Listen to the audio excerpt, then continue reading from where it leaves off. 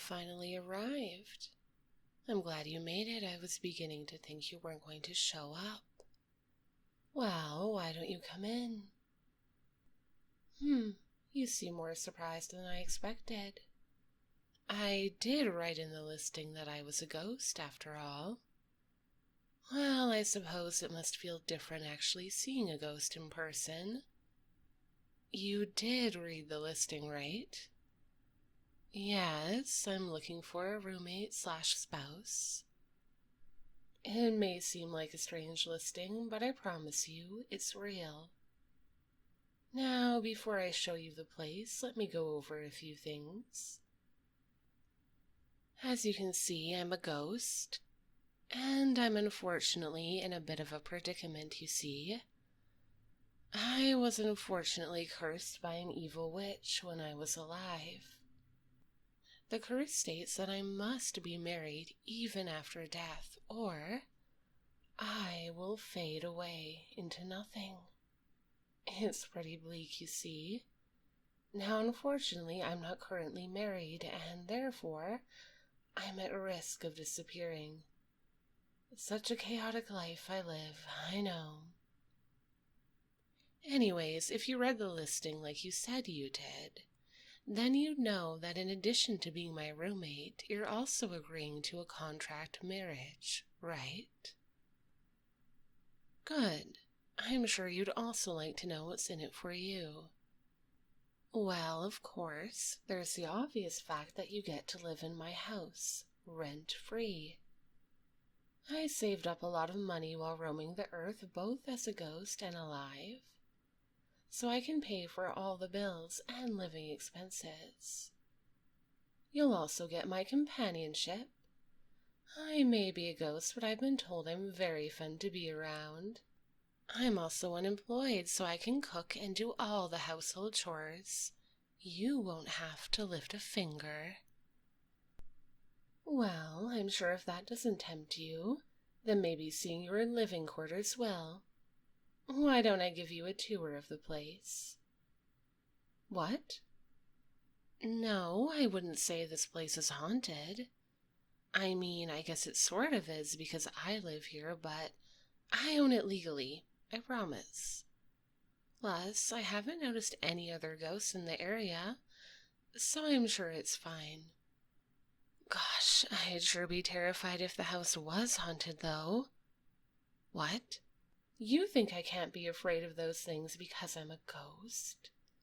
Well, I'll have you know that there's a big difference between a pretty ghost girl like me and an evil spirit. If you've ever seen an evil spirit, you'd understand why I'd be afraid. However, I assure you, there aren't any evil spirits living here. Now, come along. Time is ticking. This is the kitchen. As you can see, there's lots of counter space, a gas stove, oven, and of course, a dishwasher. If there are any appliances you'd like that we don't have, you can let me know and I'll purchase them for you, free of charge. Next to the kitchen is the dining room. It's a pretty big table, I know, but you never really know when you'll have guests. It may just be the two of us most of the time, but the table seats 8 people, so we're prepared. You've already seen the living room and the garden. There are 2 bathrooms and 2 bedrooms. You can choose whichever one you'd prefer to sleep in.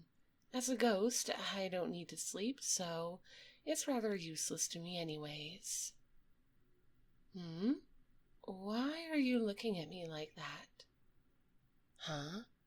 Don't tell me you thought we'd be sharing a room. Tisk, tisk. Is that all you non-ghostly folk think about? You should be ashamed of yourself. Well, lucky for you, I'm fairly desperate, so I'm willing to overlook that overstep. However, before you sign the contract, I need to ask you a few things, and there are some rules to go over as well. Oh, you look surprised. Listen, I know I said that I'm desperate, but there's a limit. Of course I need to make sure that you're not a dangerous person before I let you live with me. You might not think that's an issue since I'm already dead, but I have a right to live with a sane person.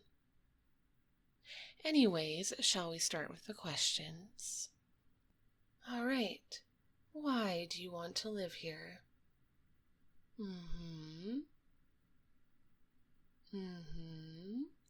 You're between jobs and struggling to pay rent. Okay, so far so good. Why do you want to enter a marriage contract?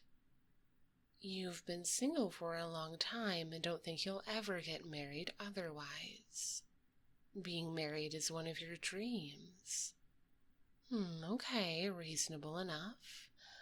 Last question. Are you all right with me being a ghost? You've always been curious about the supernatural and you think I seem nice, so it's no problem. All right, well, that's it for my questions. You seem suitable, but you must agree to my set of rules before we can make our agreement official. The first rule is very simple. You must treat me nicely. I can't stand rude people, so make sure you're polite towards me at all times. You must also keep the fact that our marriage is a contract a secret. If I catch you telling anyone that our marriage isn't genuine, I will end our agreement. Do you understand? Good. All right, that's it for the rules. Now, if you agree to everything, sign this document. Our contract begins once you sign, and it is life-binding. Well, I see you've chosen to sign. Then, from today onwards, you are my spouse, and you must live with me until death do you part. Do you feel any different? Not really, huh? Well, I hope you enjoy being married to me. I promise to be a kind and dutiful wife, even if it is a contract. Well, now that that's all settled, I suppose I can say it. Welcome home, my love.